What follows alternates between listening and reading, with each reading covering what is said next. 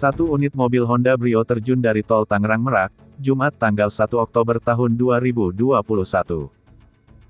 Kepala Induk Polisi Jalan Raya Serang AKP Wiratno menjelaskan, kecelakaan terjadi pukul 13.30 waktu Indonesia Barat di KM 79 tol Tangerang Merak.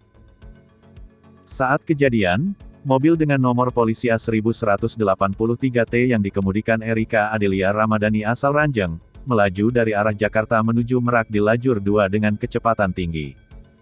Setibanya di lokasi, Erika tidak dapat mengendalikan laju kendaraan hingga menabrak pagar pembatas.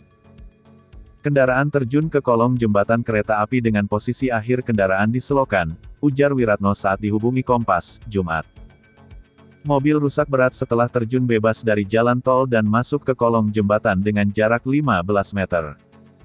Kejadian itu mengakibatkan Erika mengalami luka berat dan penumpang lainnya bernama Cici Intan Pramesti meninggal.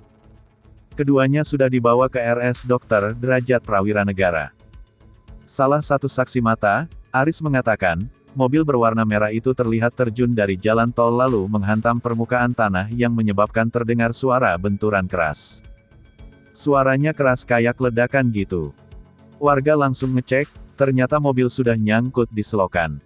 Penumpangnya ada 2, kata Aris.